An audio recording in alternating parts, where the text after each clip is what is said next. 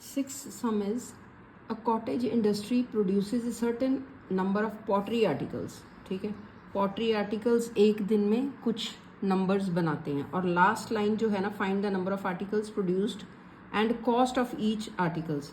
तो number of articles इन्होंने बोला है कि certain number of articles बनाती है एक दिन में cottage industry. तो लास्ट में लिखा है find the number of articles. तो फिर हम let कर लेंगे, let the number of articles. जो चीज़ फाइंड करनी होती है ना, लास्ट लाइन में लिखा होता है, ठीक है, तो लेट वो हम लेट कर लेते हैं x. Let number of articles is equal to, ठीक है, कितना x. अब सेकेंड लाइन में लिखा हुआ है it was observed on a particular day, एक दिन देखा जाता है एक दिन में, that cost of production of each article was 3 more than twice the number of articles. Number of articles कितने हैं? x. तो अब क्या कह रहे हैं कि जो कॉस्ट है उसकी, एक दिन की कॉस्ट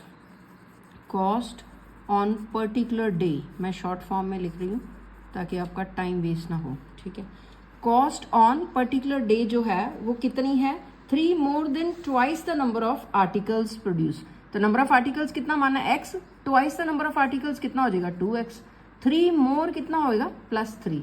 ठीक है, तो ये क्या हमने ढूंढा है? कॉस्ट ऑन पर्टिकुलर डे, एक दिन की जो कॉस्ट है वो ये है.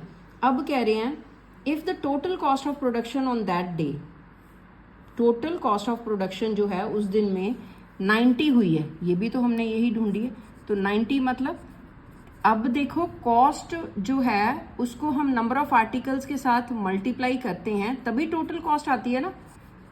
ठीक है, अगर इसको समझना है तो आप समझो, जैसे एक पेन की कॉस्ट अगर 20 रुपीज़ है, ठीक है, और वो रोज के 10 पेन जो है एक शॉप में बनते हैं, ठीक है, मैन्युफैक्चर होते हैं, रीफिल डाल के, कैप डाल के, मैन्युफैक्चरिंग 10 पेन एक दिन की है, तो आप उस दिन की कॉस्ट कैसे ढूंढोगे? 20 × 10.